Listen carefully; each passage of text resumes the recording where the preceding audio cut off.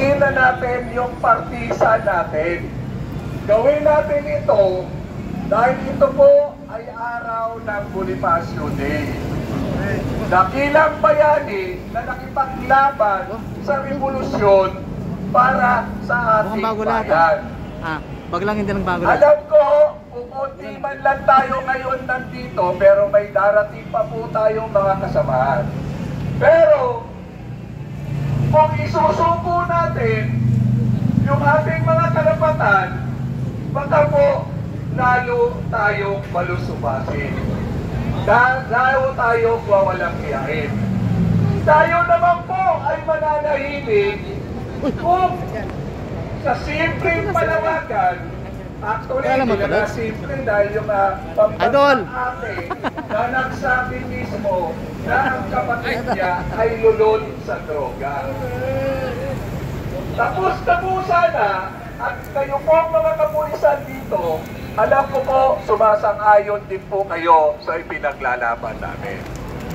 Hindi ko lang po maintindihan bakit hanggang ngayon ayaw pa rin sumunod at magkaroon tayo ng kapayapaan. Simple lang naman para matapos na itong paghati-hati ng Pilipino, dalawa lang ho kasi yung kumakampi nakikinabang.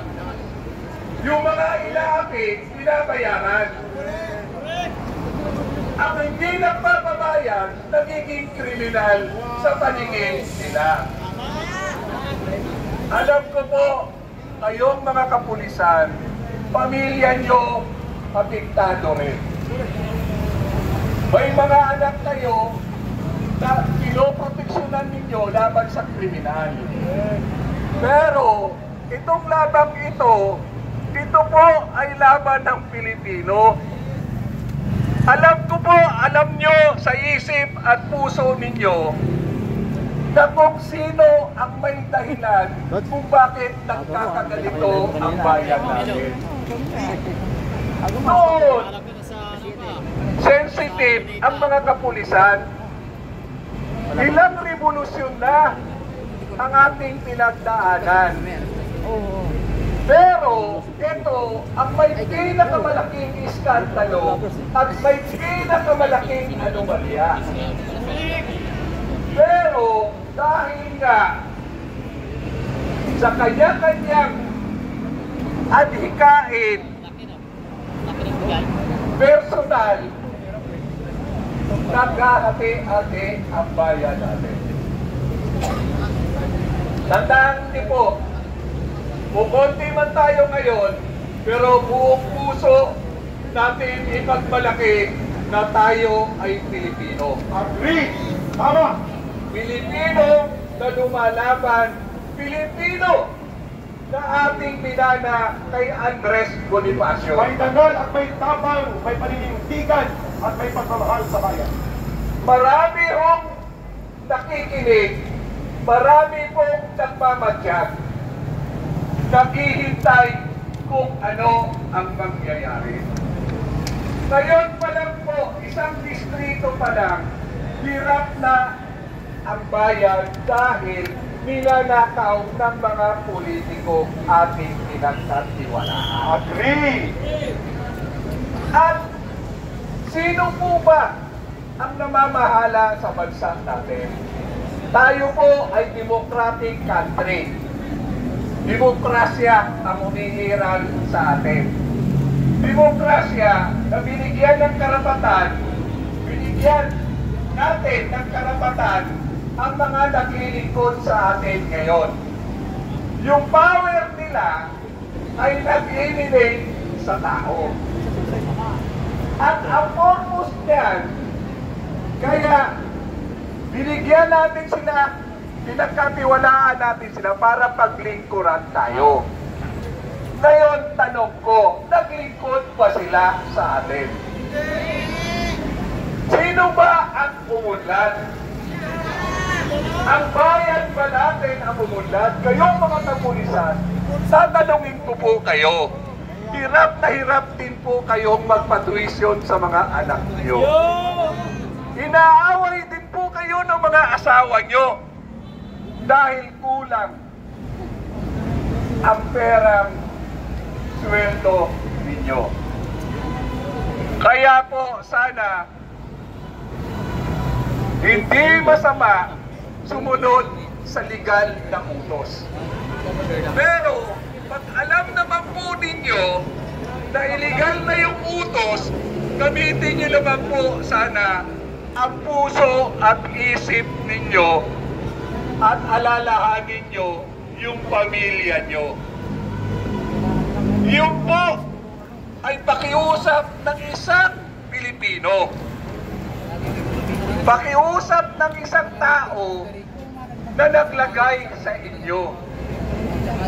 Kung wala po ang nangungurakot, wala po tayo ngayon dito. Simple lang naman eh. Patunayan niya kung malinis siya, magpa-drug test lang siya. Ako po, Magpa-drug test ka na! sasabihin ko po ngayon sa inyo sa harapan nyo, pag nagpa-drug test, si Bongbong Marcos at tag-negative, titigil na po ako sa rally ko ito. Pero kakayanin, after 1 week, ang kanyang pagnanakaw. Kasi ho, kung nasa matinong pag-iisip siya, hindi po magyayari ang kurakot dito, kurakot doon, Tama! Agree! at hindi rin po mapapabayaan ang ating bansa. Ang presidente ang siyang may pinakasakyarihan sa lahat ng pinagkatiwalaan. Tapos na ako ng mahigit ang At nakalagay din po sa Bill of Rights natin sa ating konstitusyon, pag mayroong aggression, opresyon, pagloloko Kaya tayo manlugaw. sa taong bayan o sa gobyerno, karapatan po natin na tayo po ay tumayo, lumabas, magsalita at ihayag ang mga dismaya at anomalya sa ating gobyerno. Nakakalungkot lang tingnan, karamihan po sa naghahangad na maging maayos ang bayan na to, kami po mga senior citizen. Yes! Kaming mga senior citizen ang tumatayo para sa susunod na henerasyon. Saksi po ko sa lahat ng people's power. Pero sa lahat ng nasaksihan ko, ito yung pinakabalasubas. Ito yung malawakan sa buwatan ng mga taong gobyerno. Ako ho ay nananawagan sa lahat ng mga nanunood ngayon. Malamang sila po. Alam ko po, hirap na rin kayo. Mamaya po tayo. Alam ko po na nangarap din kayo na umasenso ang buhay at ang pamilya natin. Hindi po sapat na tayo po ay manahimik. Habang kayo, karamihan sa atin ay tahimik, karamihan sa atin nababayaran, at higit sa lahat, ang kumakampi, ang sumisigaw na panagutin ang mga korap, ayaw nila panagutin yung presidente na siya ang may administrative power. Lahat po ng power nasa kanya na. Pag ikaw po ay simpleng head ka ng isang departamento, kapitan ka, mayor ka, pag may katiwalaan sa iyong nasasakupan, command responsibility. Kompleto ka sa budget, kompleto ka sa lahat ng tao, hindi mo pwedeng sabihin wala kang alam. Kayong mga pulis, alam nyo yan. Kayong mga station commander, alam nyo yan. Pag may ginawang anomalya ang mga membro ng nasasakupan ninyo, ang station commander ang unang-unang nare-release. Tama po ba mga kapulisan? So bakit ngayon hindi natin panagutin Ito na yung mata ko. yung pinakamataas na namumulo sa bansa natin? Wala pong iba kung hindi si Bongbong Marcos. Ako po, dating kapitan, naging konsihan, at ang lagi kong hinahawakang committee, Peace and Order. Sa Quezon City po, ako ang chairman ng Peace and Order. Ako po nagre-represent sa ating kapulisan, sa ating mga Bureau of Fire, sa Bureau of Jail, at iba pa pong departamento ng Peace and Order. Kaya alam na alam ko po ang sitwasyon po natin ngayon. Ako ay makapulis kahit itanong nyo sa hepe ng Quezon City Police. Pero alam nila, ako ay tumitindig pagka mali at walang pinipili. Pinipilit si Eric. Ordinaryong tao ka man, may posisyon ka man, may pulis ka man. At sanay na rin po ako dahil nung hindi pa po ang Presidente Duterte, ultimo po station namin niralihan ko dahil patong sa droga, patong sa krimen. At higit sa lahat, pati mga hold-upper ay kanila ng ginagawang asset. Matanda na po ako, 67 years old na. Mapalad lang ako dahil puro professional na ang anak ko.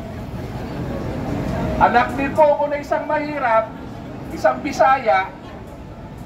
Alam ko ang damdamin na isang mahirap.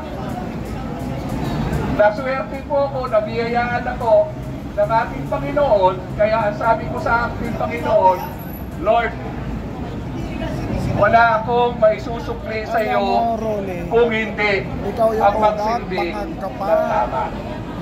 Wala akong ibang contribute sa iyo kung hindi lumaban sa mga hindi tama. Magpulburon ka muna Kaya po, para maintindihan mo yung pinag-usapan. sana kayo na nasa inyong mga tahanan, pagbigay po sana kayo ng oras, panahon para sa bayan natin. Kung hirap na hirap po kayo ngayon sa inyong kalagayan, kung mananatili kayong tahimik at walang pakialam, lalo po kayong mag-iilang. Tama! So yun lang po, at mamaya marami pa po tayong pag-uusapan. Hinihintay lang po natin ang iba po nating kalaban. Maraming salamat, Councilor ng Quezon City, Tatay Rene Lodovica. Mabuhay! Mabuhay po! Tatay Ben, sabayan mo ko ang panunghogan ng bayan. Marcos resign! Aristotle, ikulong sa Selda 13. Marcos resign! Aristotle, ikulong sa Selda 13. Yun. Mga kababayan, may magsasalita po. Bago ang lahat, no?